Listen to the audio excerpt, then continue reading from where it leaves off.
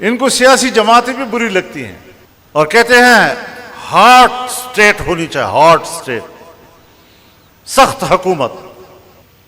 بھائی سخت حکومت بھی تم مسلمان ہو۔ ہمارے دین اسلام میں سیاست اور حکومت دونوں کے لیے یہ اصول طے کیا گیا ہے کہ التعامل بین اللطف والعنف،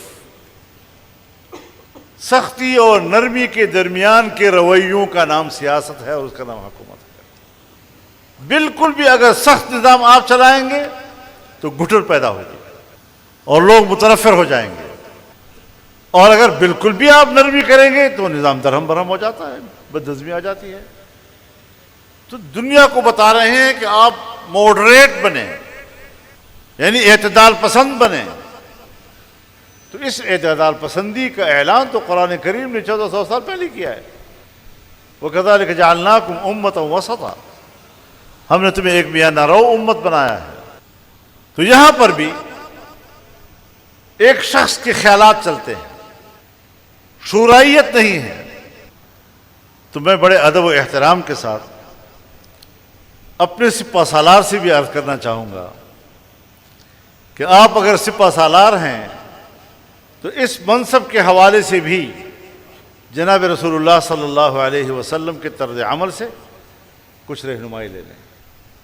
غزوہ احد پر جانے کے لیے مشاورت ہوئی تھی اور نوجوان اکثریت انہوں نے کہا جی ہم میدان میں جا کے لڑیں گے، جبکہ خود رسول اللہ صلی اللہ علیہ وسلم کی یہ رائے نہیں تھی، لیکن اکثریت کی مان لیا اور کہا چلو چلتے ہیں۔ پھر جب نقصان ہوا، 70 صحابہ کرام شہید ہوئے، آپ کے چچا شہید ہو گئے، آپ کو خود زخم آئے، آپ کو غار میں پناہ لینی پڑی، تو میں جو اپنے طور پر سوچتا ہوں کہ یہ منظر دیکھ کر بتقاضائے بشریت جناب رسول اللہ صلی اللہ علیہ وسلم کو کس کرب سے گزرے ہوں گے وہ، اور امکان ہے کہ ان کو یہ بھی خیال آیا کہ میں نے ان سے مشورہ کیوں کیا، میں تو خود پیغمبر ہوں، جو میں فیصلہ کروں ان کو ماننا پڑے گا۔ تو یہاں پر اللہ تعالیٰ نے وحی اتاری،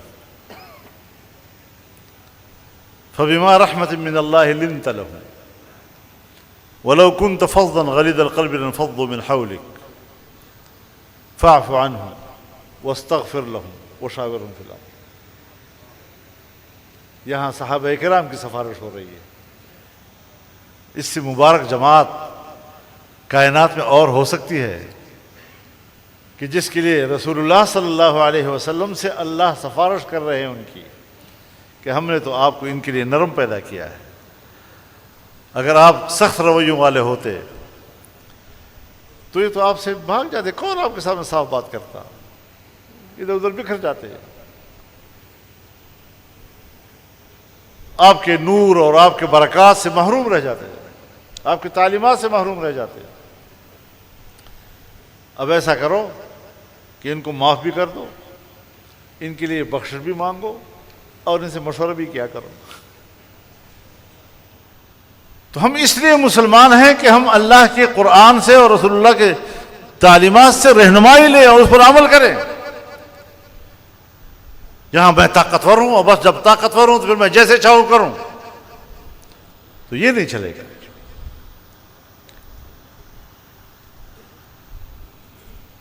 تو ہمیں رویوں میں تبدیلی لانی ہوگی۔ آج مغرب ہمیں کہتا ہے اعتدال، جبکہ اعتدال کی اولین تعلیم قرآن کریم نے دی ہے، اور طرفہ تماشا یہ ہے کہ اسلامی امت اور مسلمانوں کو اور مذہبی لوگوں کو آج شدت پسند اور انتہا پسند کہا جا رہا ہے۔